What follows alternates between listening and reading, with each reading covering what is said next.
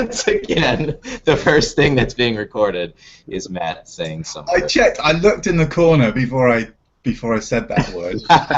Okay, so hopefully the lag cut that out from your recording. But we are live, and welcome to an exciting episode 18 of Undersampled Radio. We've got Matt cursing already. We've got an awesome guest. I hope you watch this one on video because Matt's out of control, and he's taking a shower today. He's wearing what is that, Matt? Is that linen? Is that a linen shirt? Yeah, it's nice. I think it's seersucker. Seriously. The irony and the thing is, you're supposed to be the the potty mouthed one around here. You were the one that was worried about. We used to be explicit, and because of you, and self-confessed sort of going off the rail, and I think I'm the only person who's actually sworn since we. Did you bleep that, by the way, last week? I think I used the S word. Oh, crud! I didn't bleep that, so okay, now. Well, wait, now so we can't talk about it now. The iTunes bots that are listening in are going to kick us off the air again. Yeah, we're pretty sure we're under surveillance by an army of podcast bots. Anyway, so hold on. Let me. What are we doing? News. News is next. We've already sort of breached the news on our forum, swung.rocks, but we're on iTunes. We've got a new home for Undersampled Radio. We mentioned this last time, I think. The URL is undersampledrad.io. Get it? Get it? It's like Undersampled Radio, huh? Pretty cool. Pretty cool. It was Matt's idea. And we're on all the other stuff too, so Google Music and all this stuff. Matt's got a tip in here about Android. It seems a lot of people use the Podcast Addict app. In fact, we have a bunch of people on the Software Underground that do that, and they like it a lot, and it's like one of the platforms that stayed up when most of our other stuff went down. So right, except I would add, actually, I realised that it was me that added that remark in the first place, but I would also add further to my addition that I think podcast subscriptions are a fairly new thing in Google Music. So I've actually started using that. I think I've kind of got both on the go at the moment, but they offer slightly different, automatic downloads and all that kind of stuff. But I'm liking Google Music at the moment, so that's why I am with podcasts. Cool. So what's going on in news there, buddy? Well, I didn't have a lot, but I did really like this Kickstarter that who tweeted it? I think I saw it from Angel Rodriguez. I can't remember. Actually, there's someone I follow on Twitter. Anyway, tweeted about it, and it's basically a little board and a, potentially a geophone. But the main thing they're selling is the little board to interface between a geophone and a Raspberry Pi, and or probably other sort of microcontroller, microcomputer-like things. But anyway, the package that I went for on Kickstarter, the link is in the show notes, includes a geophone and this little board. And I think I didn't go for the one that includes a Pi, but you can even get them to throw the Pi in as well, because I have a few Pis floating around already. Anyway, so it's a really awesome way to play around with seismology, potentially with some kids in the classroom, some students, that kind of thing, because there'll be easy ways to get at like raw signals and play with your own sort of signal processing stuff. So looking forward to that. It's not shipping yet. I think they're shipping in November 2016 is the goal, but of course remember on Kickstarter it's not a store and you're not buying something, you're supporting a project that may or may not happen. So anyway, that looked cool. And then the only other thing I threw in there, because there is a bit of a machine learning link with Chris that we'll chat about later, is I've been playing around with this. I guess there's a sort of meta machine learning thing. Evolutionary machine learning is part of that. The idea is to use machine learning to design machine learning solutions, pipelines. So I'm playing with this Python library called Teapot, which uses genetic programming to find pipelines that gradually increase the score you're getting from a machine learning task. So I'm using Machines it. are building machines. Yeah, exactly. Skynet again, man. It's pretty cool. Like, it's kind of cool because at the end you get a piece of code that you get the code that it used that got the highest score that it got, kind of thing. But it's super slow is the only problem. So there's a lot of chatter on the GitHub about the project, about kind of getting it parallel. There's multiple ways, I think, to parallelize it. So it's almost a showstopper for me right now because I'm almost unable. It takes so long to run. Anyway, it's kind of fun. That's what I've been up to. What about you, Graham? I've got one thing going on, which is I'm coming to the end of the first draft of my AVO inverter written in Julia, and it's pretty awesome. And it's written for a particular client, so I'm going to rewrite it, or just obfuscate it basically to some sort of general thing, and I'm going to put it on my GitHub. It's not the best AVO inverter ever designed, but it works on commercial data sets. It splits it up, runs it in parallel. Big data is lovely, and it's free, so check it out. I don't know, it'll be up there and whenever I get around to it, a couple weeks. So it's running on like partial angle stacks or gathers, or it's running on full shot gathers. Oh, right, nice. Yeah. Sounds pretty awesome. Why don't you introduce our guest? Yeah, well, I'm super excited about having Chris Jackson with us today, a professor at Imperial College, and but I was thinking this morning, like, I haven't seen Chris since 2005 APG in Calgary. Pretty sure it was 2005. I think it was, Matt. I think I missed most of that because I was lying in bed for the greater part of that conference. Well, I remember leaving you in a bar in uptown Calgary. But I was thinking, just that's 12 years ago, and how worrying and frightening and everything that is. But yeah, Chris and I are kind of what would you call it in the States? I guess advisor or doctoral supervisor brothers. We share a parent at the University of Manchester. We both did our PhDs with Rob Gawthorpe, who's now in Bergen. And I think you were like 1998. Did you start? Yeah, I started 2008. Yeah. 98. 98. Oh my god. Yeah. Sorry. Yeah, how old am I? Let's just reflect a second on how decrepit we all are. And I think you also did your undergrad there, right? So I probably came across you a little bit when I was finishing my PhD, and you were an undergrad. Yeah, I think you might have demonstrated to us and taught me everything I know, Matt. Yeah, awesome. So welcome to Thank you. circus that is Undersampled Radio. Where are you today, Chris? I am currently in Austin, Texas. What are you doing there? Yeah, I have a visiting scientist position at UT, so every year I come over in the summers for about 5 to 7 weeks at a time and do research with some people here in the Applied Geodynamics Laboratory, so salt tectonics mainly. And then I also come back a couple of other times a year just to interact with the researchers here. So I'm currently sitting in the Pickles Research Campus, it's called. Pickles? And Pickles, yeah, JJ Pickles Research Campus. So it's uptown. It's not on the kind of plush surrounds of the 40 acres downtown. And I've actually managed to sneak into this isn't one of the Bureau's rooms. This is one of the Texas Advanced Computer Center rooms. You can see it's all nice and shiny and everything. So if anybody comes and starts shouting at me from my right-hand side, it's because I maybe shouldn't be in here. But it's like way nicer than my windowless office across the road. So that's where I am. Well, we've never been thrown out of an episode by the cops yet, so I hope that happens. Watch this space. The only good thing is it's before August the 1st here, right? When Carrie comes in, so maybe I've got a better chance of getting away with it. Oh, all right, so what's your favorite part about Austin? I have to say the work, I guess. No.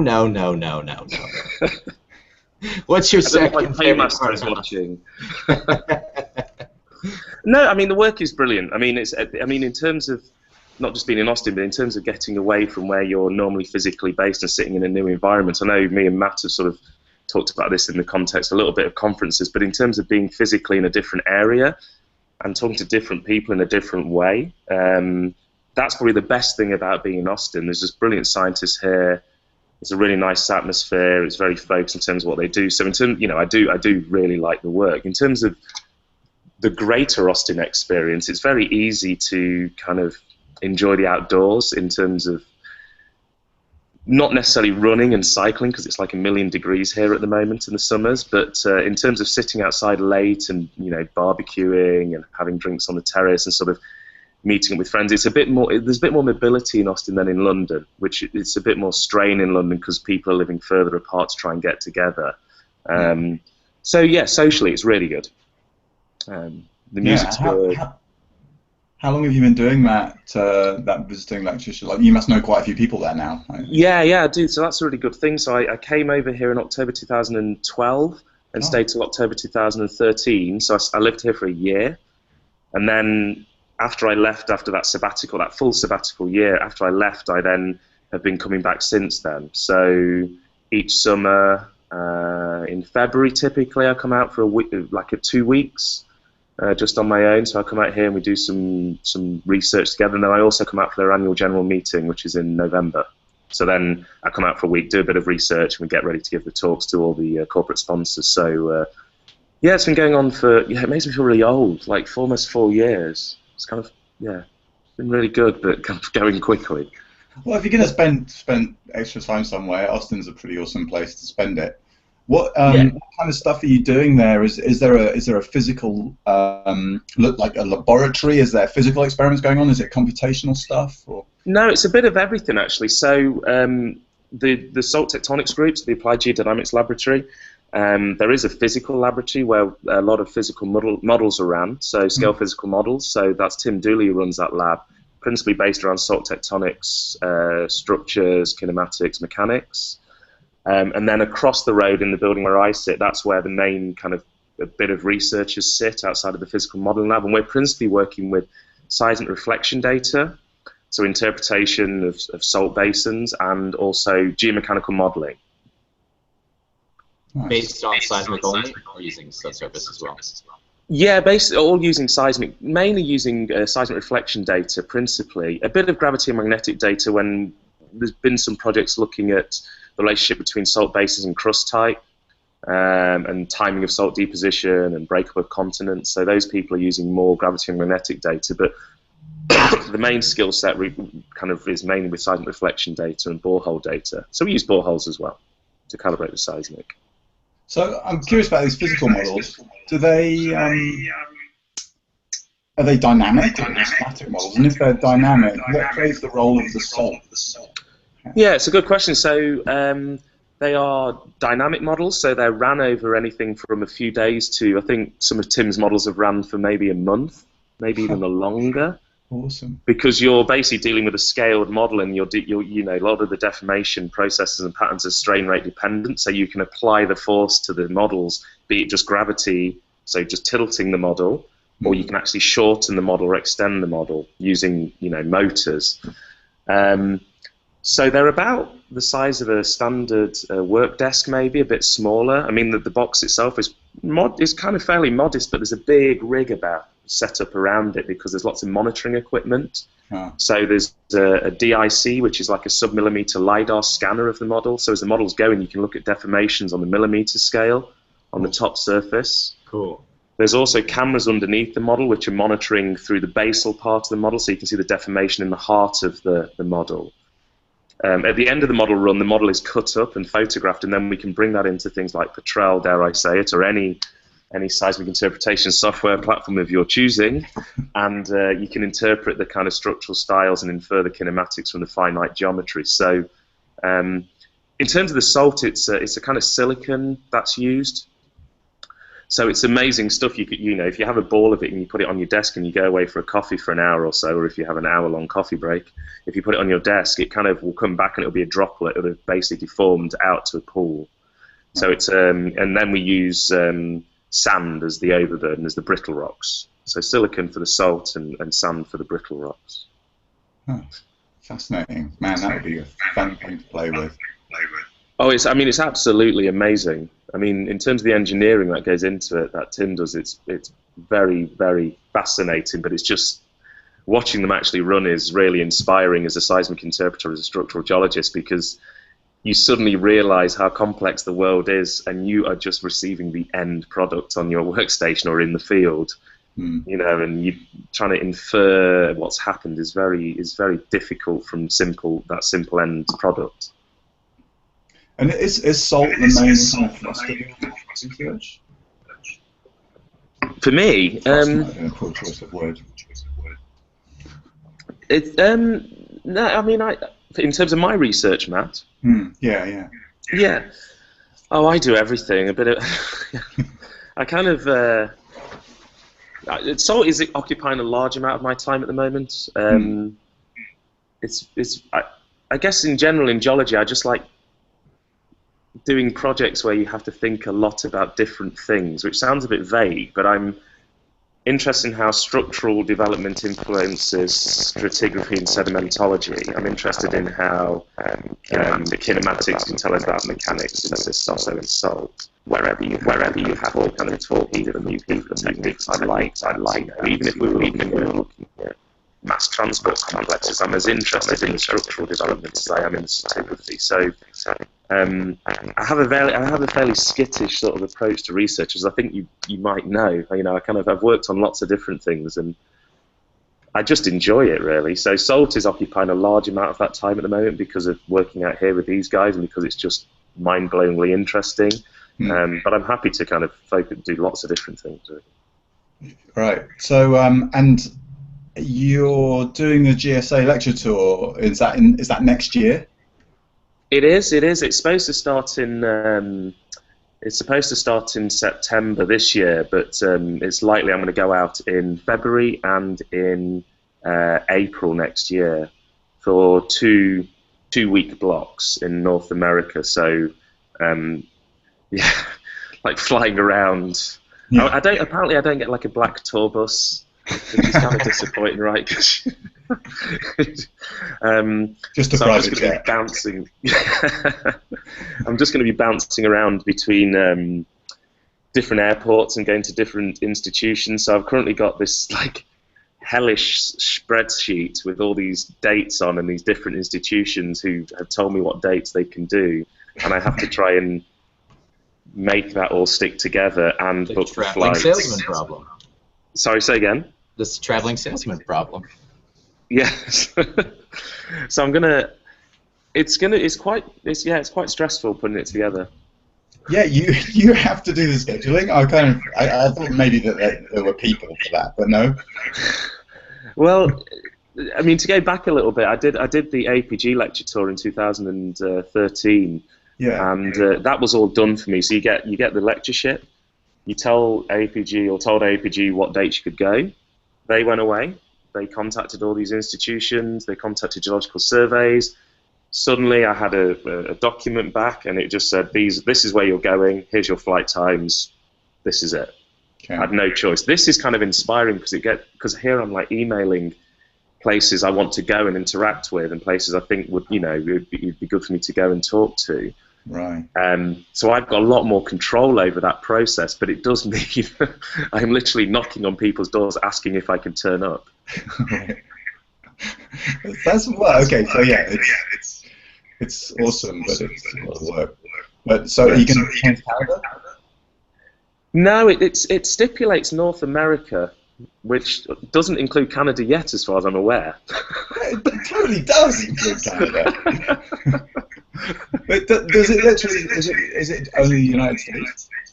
No, well, they have two branches of the lectureship. They have one which I think is an international one, and one which is a domestic one. So the international one is going off to, or in the past has gone off to Southeast Asia. I think they've been to the Middle East and lots of different places. And then the domestic one is principally for North America. But maybe I could sneak across the border and come up. You should totally try. I've never been to your part of the world, though, Matt. So be nice to come. Oh yeah. Well, just make sure it's summer. That's all. Yeah. Related to your touring activities, I hear that you also have a mini conference coming up. What's that about?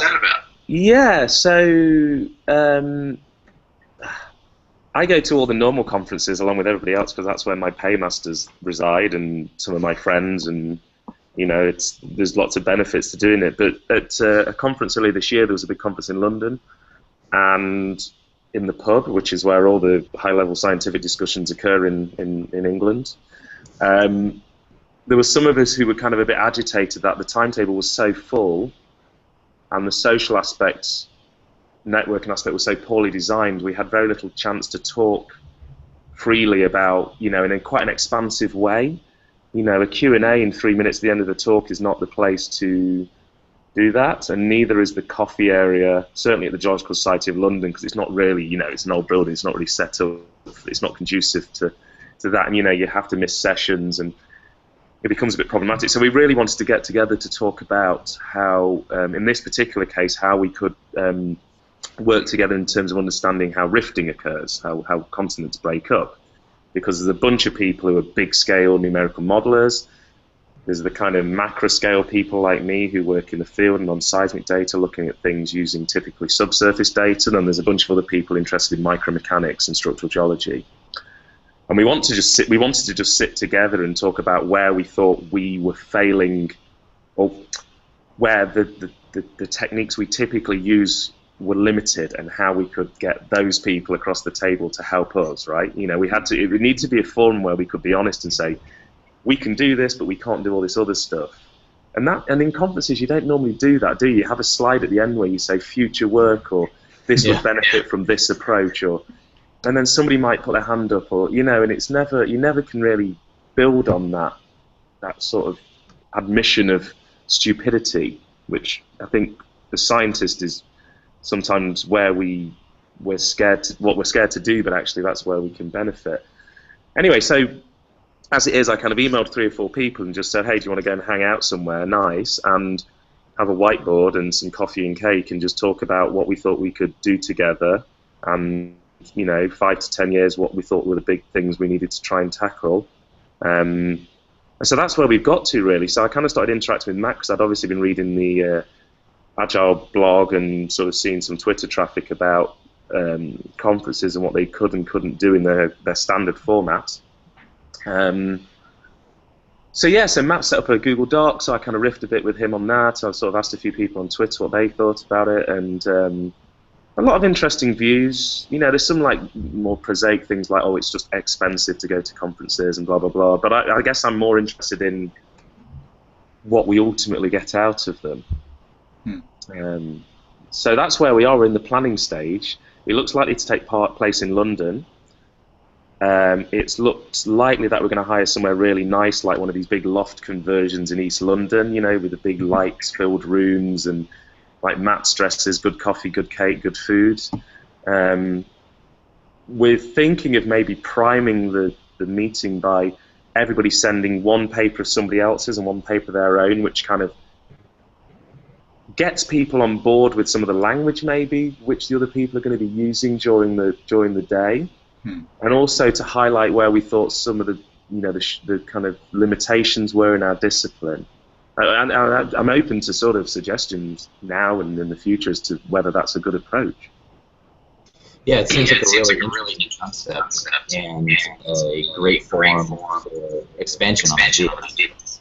It's sort of one of these things where you get a lot of non-linear thinking done if you get to interact with other scientists. The notes that Matt wrote are linked in our show notes. If you guys want to check them out, I highly recommend it. So how many people are you expecting? What's your goal for attendance? Well, so I talked a bit to Matt about this. I mean, it's a bit different to the hackathon, for example, or something like that, where at the moment there's like 4 of us, because it was 4 of us who happened to be at the bar at the same time. It's just a natural selection. We probably, notionally, I think, we'd want to keep it to maybe 10 people, just so we could sort of just test it out, see what the dynamics like, make sure we have enough bandwidth in terms of expertise and interest, but not so much that it basically became another conference where people stood up then at the front and dictated the whole thing. So it's a bit different to the hackathons or something like that, where you maybe, I don't know, you're a bit more cautious about whether, like, you might be flooded or not many people are going to turn up because you're appended to another kind of, at the moment, it's kind of associated with another kind of conference or meeting. In terms of goals, one idea was a kind of, let's try and talk together to do a big review paper with a look forward section in there, which was kind of, again, papers are not often written like that. You often get a review paper, but sometimes they're quite final, and we wanted to kind of have as much about having, it's almost a white paper rising from that workshop. This is where we think future sort of research efforts could be applied. We also talked about grant proposals. So like a big sort of integrated multidisciplinary proposal across the scales and across the techniques. So intellectually that'd be very stimulating to do. So they were the two things we'd sort of informally discussed, really. And even if it just means that one or two of us in the room get a project going and the other two people get a project going, and then we reconvene in 2 or 3 years' time, and we're in it for the long haul. We don't need to have a patentable product by the end of the workshop. That's not the aim. It's kind of like Matt's hackathons and the agile around the hackathons it's principally just to have people hanging out and trying to make things happen now and in the future, really. Yeah, right. But I mean, I do really like that idea that the conference doesn't just have to be something that happens after everyone's done some research, and some people can talk about it, but they're not really open to discussions. It's like, well, there's a whole bunch of things I didn't tell you. Don't talk to me about the future research. I know what I'm doing now. That kind of show and tell, and actually treating it, I guess maybe conference is the wrong word at that point, but there's actually a product. There's actually something that comes out of it, and this is actually a work session with stuff that happens next because we got together. I think that's really awesome. So I love what you're doing. Sounds great. Yeah, one thing, Matt, you've just reminded me. One thing which was always a kind of big no-no and still is in published literature, and I remember Rob told me this. You never ever in a paper said. Rarely would you say future research will focus on, or would you say as we develop improved code, or future fieldwork will focus. It was just never a thing which you would do, and you've got me thinking, like, I guess people are scared to say that because somebody might look at this paper and go, well, if this paper's not answering the question, then, what value is it? Let's not pretend things aren't incremental. They ultimately are, aren't they? Because you're continuously building, and okay, there might be some big sort of, underlining. This is everything we could find out with the kind of, with the stuff, the skills we had or the techniques we had at that time. But let's keep going, and I guess it's trying to unpack that, and try and make people more honest about what they can and can't do. Right. So can we? I'd quite like to chat about Earth analytics, I guess, and I wondered how you knew Eric Larson, and is this your first foray into sort of entrepreneurship, if you like, or startup? And where's that at? Because I haven't heard a lot coming from you about it, other than this mention of, hey, I'm involved in this thing. Where's that going?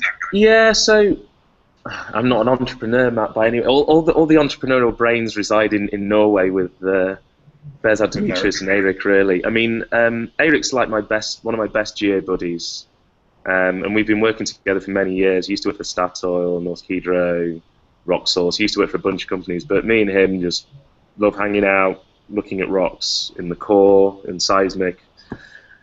We've been doing that for a long time together, and obviously with the industry going through all this turbulence, a lot of people, and very good people, find themselves out of work. And those people are trying to apply their skills and use the data that's still out there to try and position themselves that when the industry gets better, they actually have a product or something to sell, or just to keep themselves relevant. So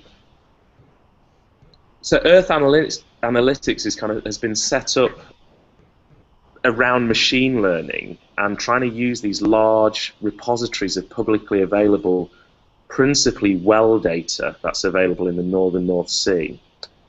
So one thing machine learning vibes off is a lot of data, you know, so if you can get data-rich inputs, you probably can use the machine learning to try and, for example, understand the relationship between porosity, reservoir quality, and burial depth, or reservoir thickness and structural position within the basin, or subsidence rate and, you know, therefore then, you know, reservoir quality. So you can use this to try and look for trends between basins parameters, be it structural or stratigraphic, these parameters, and trying to look for links and therefore be predictive and therefore reduce exploration risk. So the idea is that we're trying to use machine learning to mine these large volumes of data in the northern North Sea to try and basically improve exploration. I mean, for my part, it comes from a desire to understand how sedimentary basins work more purely. Okay, so how can we look at how heat flow varies through time as a function of structural position, and how does that impact reservoir quality? So, you know, there's a bit in there for the pure person and a bit in there for the applied person as well. So Eric and Dimitris and Behzad kind of came up with this idea to start this company, Earth Analytics. We now have a name and a website, and we're sort of, we've won a little bit of money, I can announce now, a little bit of seed funding. Awesome. From the Norwegian government, which is allowing us to go to some companies and show them a kind of starter product of machine learning outputs. We've had a couple of meetings with different companies who are interested in what we're trying to do, because you guys, I'm sure, know more about this than me. It seems like machine learning, in terms of its directed application to sedimentology, stratigraphy, and sequence stratigraphy, is not as far along as machine learning's general application to other kind of technological problems. Yeah, I would agree with that. And but you touched on a really interesting sort of philosophical point about machine learning, I think, which is, you know, what you describe about sort of finding relationships between porosity and position in the basin and burial depth and other sort of geological parameters is, you know, is sort of the purpose of subsurface exploration. Right, and we've attacked that problem by hiring awesome geologists and sending them into the field in exotic places and saying, can you figure out how this basin works genetically and make predictions about where we should explore? And in a way, in one manifestation of machine learning, you go, no, I don't care about any of that. I'm just going to pour everything into this model, the big hole, and out, right? And it's kind of like I think we've talked about on the show before, but like the way that Google used to do, or that you used to try and do machine translation, was to hire linguists to build a language model, and now you use deep learning to sort of just magic a language model that isn't a model of language. It's just a statistical model out of nowhere. It doesn't use any linguists or any expertise at all. But it sounds like you're interested in, can the models that emerge from the machine learning task tell us anything about the genetics, and can they tell us anything about geology? Yeah, exactly. We want to include the rocks as much as possible in this. So again, my understanding and you know, is that in geophysics it seems like it's gone a lot further than it has in pure geology. There's been a lot of thought about using geophysical data in machine learning. That might be a misunderstanding on my part, but in terms of the geological side of things and actually understanding geological processes in basins, it seems like it's a bit further behind. So we very much want the geologists to be on board with the whole process and also understanding the product that comes back out. So we have all sorts of crazy ideas about automatic detection of flooding surfaces based on looking at fascies allocations, right? And actually having a fuzzy understanding of, okay, you call it fascies X, but it could be fascies Y, and what is the impact actually if it's fascies Y rather than X?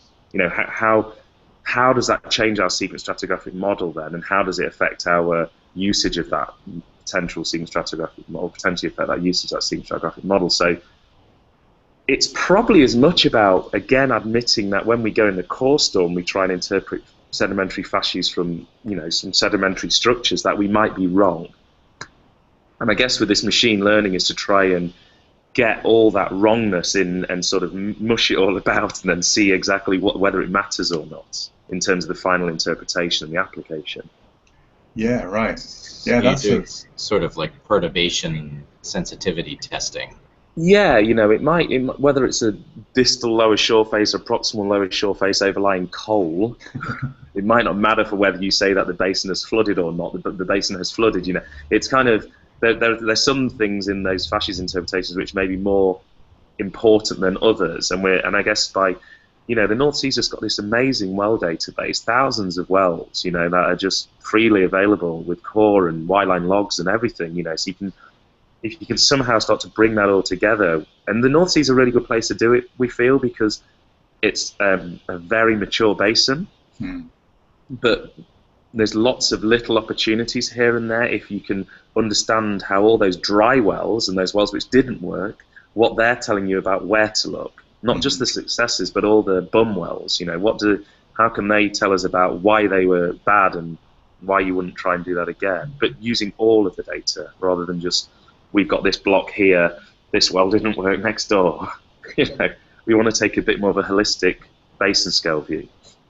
That's kind of the cool thing about machine learning. You can just let it rip. The problem, maybe this isn't a problem, but the difference and sort of the bummer to me is, I was talking to a machine learning friend the other day who said he was looking through a geophysics article and said, I haven't seen a real actual equation since I finished my PhD.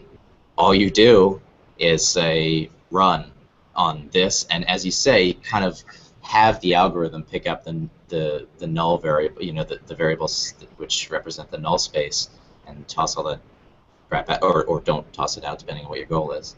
But it's a weird, new, different way of doing science.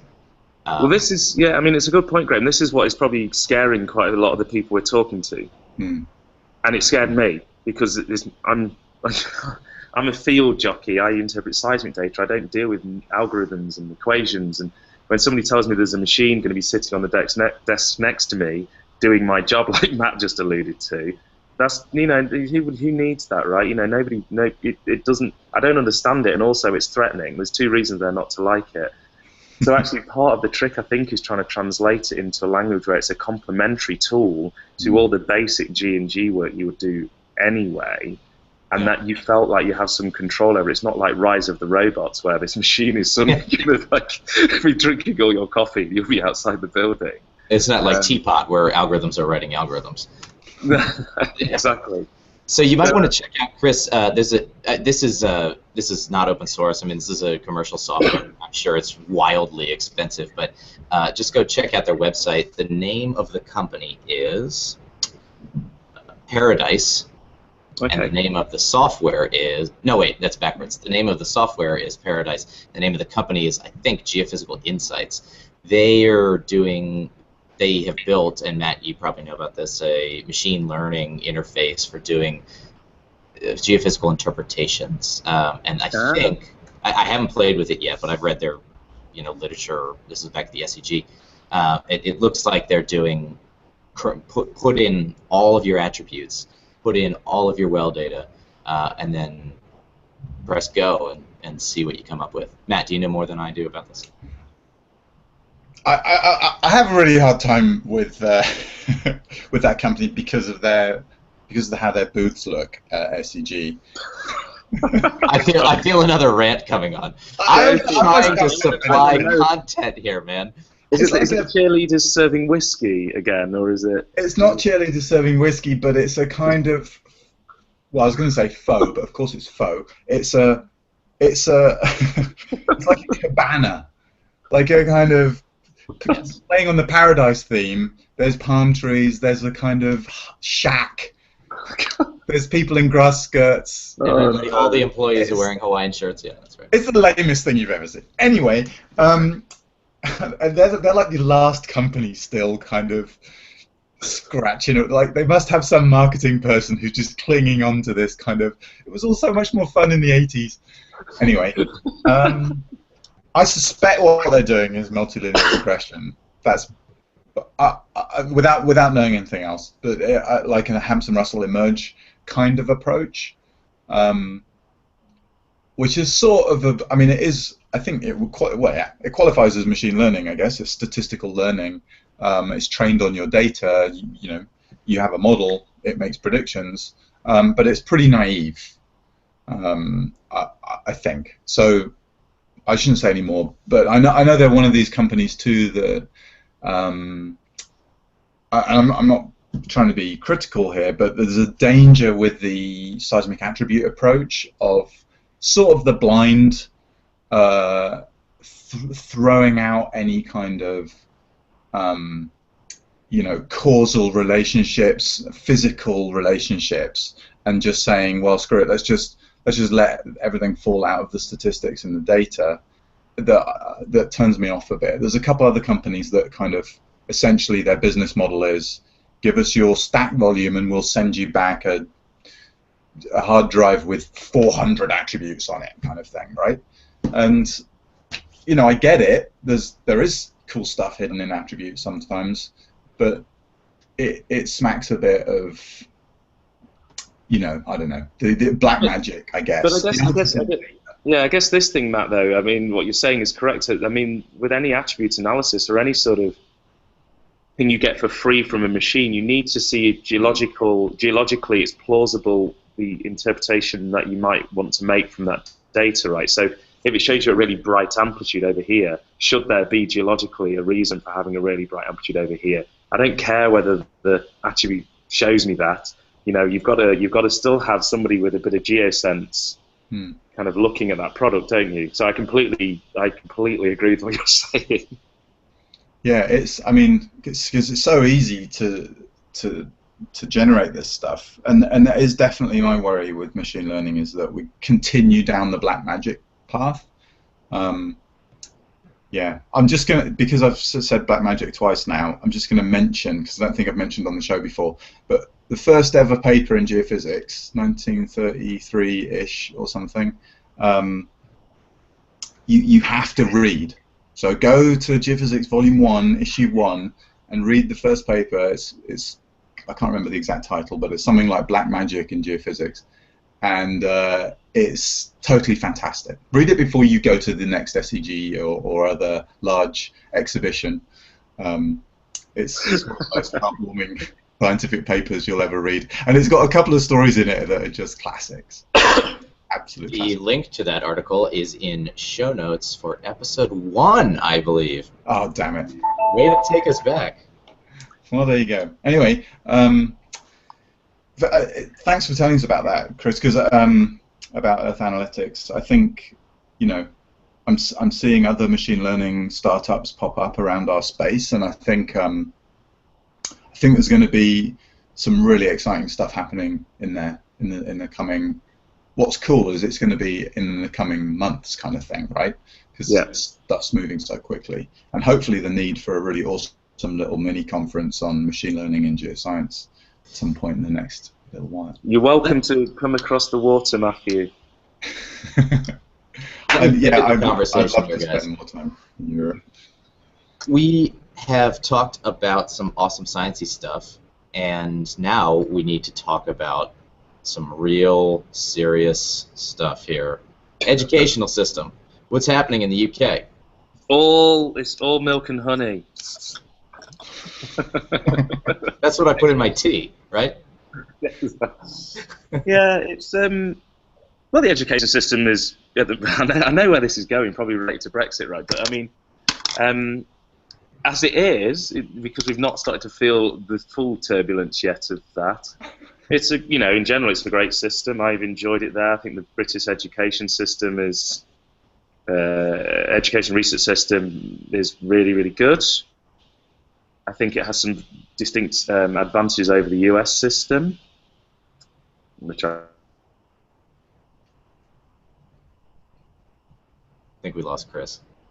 So I think in general it's a really good system. Now looking forward to the future, in light of what's recently just happened, yeah, we're not sure what's going to happen. We have started to feel a bit of that turbulence. There's already some researchers who are not being included on European-hosted grants because there's... I'm not entirely sure why. There seems to be a concern that if you have like a British academic on your grant, that in 2 years' time when we leave the EU, I don't even know what's going to happen, whether the money would vanish from the grant. Nobody's really articulated yet to me why, and this has gone on Twitter a few times, why they've been dropped, what their collaborator in Europe has said is the reason that they've been dropped off the grant, or the collaborator in Europe saying, we've done it for this reason. Right. So it's all a bit like the boogeyman, you know, everybody's a bit scared of, you know, like a kind of perceived threat, and it's better just to shed all these British people off research grants. So I honestly don't know enough, because there's not been enough data. You know, we've got n=1 on that. You know, it's just Twitter, and a few people in the Guardian. You know, there's been some science press about it as well, saying that people have been dropped. What I guess what I'm also concerned about, or more concerned about perhaps, is from an educational point of view, from PhDs and MScs. Now, if I understand it correctly, you know, the fees for somebody from Europe to come to Imperial College is the same pretty much as somebody from, you know, London to go to Imperial College, right? It's a reduced fee because of you're in part of the union. If you come from India or Pakistan or China, you know, somewhere else, it's a lot more. It's 3 times the price. So, you know, European people have that freedom of movement to choose an educational institution because the price is the same. Now, if we leave the EU, potentially we're going to become a much more expensive location to study, because we won't be covered by that. Well, depending on what we sign up to. This is why, you know, it's all speculation. If we suddenly become a much more expensive place to study, then some really good students will choose to go elsewhere, won't they? They'll choose to go to places in, you know, Grenoble or Zurich, or, you know, or wherever, you know, Imperial or might consider to be their European competitors. They'll choose to go there and not to us. So there'll be a brain drain in that respect. We'll struggle to attract strong students at MSc and PhD level because we're expensive. And that's not good for us, obviously, in terms of educating people or conducting high-level research. Well, yeah, like you say, I mean, it's just a lot of speculation, isn't it? But in a way, you know, if it's sort of in the absence of information, people will act anyway, and sort of hedge their bets, or, you know, depending on how risk-averse they are, just come out and say things like, well, we're getting rid of all the British researchers on this grant, this funding opportunity, because there's risk. So it's sort of almost like it almost doesn't matter if there's information or not, I guess. But I mean, for me, the one kind of beacon of hope is, you know, you've spent time in Norway. I've spent time in Norway. Lots of British geoscientists spend time in Norway, and that seems to function without Europe, without being a member of the European Union. And there's lots of opportunities for researchers and universities and so on. But of course, it's a very rich country. It's not a model we can port. No, but it gives me hope for the sort of, I guess, that it is possible to put enough sort of treaties and agreements and so on in place. In principle, they can exist. Whether you've got the clout and the sort of leverage to pull them off is maybe another question, but in principle, they can exist. But, how long does it take to put them in place? I mean, it's interesting because I think, you know, you think about Brexit and the impact on your immediate environment. You know, well, how's it going to impact me work-wise and research-wise and education-wise? You know, I've been asked this a few times over here, and I just think, you know, this is not a political chat show, right? But like, you know, Brexit's about way more than that.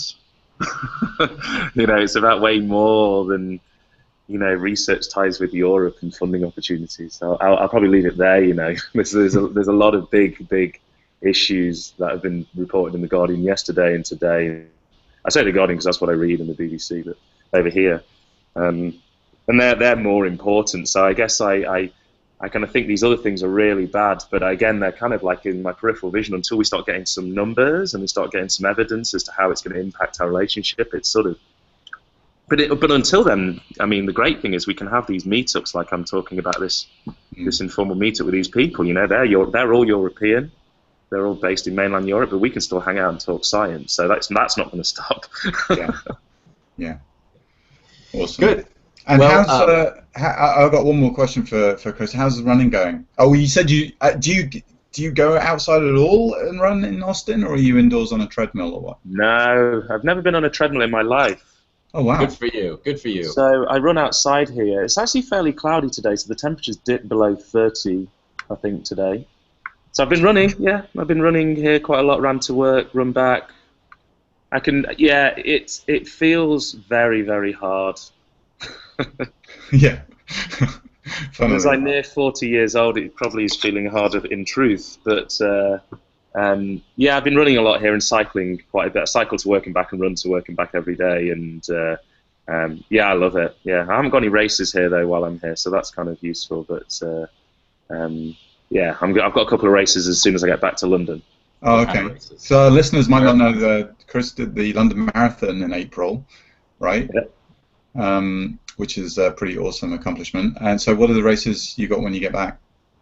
I've got the Royal Parks Half Marathon, it's called. So it runs around Buckingham Palace, it runs around Hyde Park, it runs around St James's Park, it goes down the Embankment in London. It's a really spectacular city race in London because it kind of goes like, you know, around lots of tourist hotspots and then through the park. So it's stunning. Yeah. And I've also got the Ealing Half Marathon, which is in West London. I live in a place called Acton in West London. So I basically ride my bike to the start line. It's about a mile away. And then I run, and then I limp back onto my bike, and then I cycle home. In fact, last year I was so tired having run the half marathon, I actually pushed my bike home. I couldn't ride it. But it sounds like you're going to win the duathlon event that day. Yeah. Yeah, it'd be a bit like Chris Froome on Mount Ventoux, right? Yeah, right. So is the half marathon your favourite race distance? Yeah, probably. It's just a bit less painful to train for. Yeah, I do, because you can do more of them. They, you know, and they're pretty handleable. But there's no. I absolutely love running marathons. The London Marathon was my 7th marathon I've ran. Wow. But honestly, if you ever want to run a race, one that's doing a marathon, if you go to the right place, it's just like an almost spiritual experience. It is absolutely fantastic, just for the crowds and the camaraderie amongst the people in the start pen, and when you're running, and you know, the emotion of people at the end. It's just it's absolutely brilliant. So I highly recommend it. But the half marathon is just a bit more logical, you know. And I've got like 2.5 kids, right? So like finding time to train is sort of, you know, kind of important. Yeah, right. Yeah, it's a big time commitment for sure. But that's awesome. Yeah, racing's a lot of fun. I'm personally unable, it seems, to get past like just getting started again. I'm so injury prone now that I'm out of shape. It's sad. It's kind of doing me in.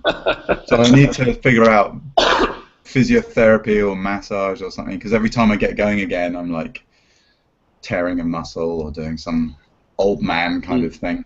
But I think exercise is really. I mean, if you have a busy life, you know, we work hard, and you know, we have to think hard, and you know, move around physically and stuff. And I think exercising is really good. It's one of the things that keeps me sane. I think it kind of gives you energy to use the energy. You know, you kind of you burn a bit of energy, but you get a lot more back to think about all these things we're talking about. So yeah, I wouldn't be without it. Yeah, totally. Awesome. Cool, man. Well, I think we must be drawing towards the end of our show. Is there anything that we didn't talk about that you desperately wanted to say before we say goodbye? No. I'd just like to say thank you for having me on. I hope it's been interesting. Oh, yeah. What I'm not sure. Yeah, what it was supposed to be. It was supposed to be exactly what it was.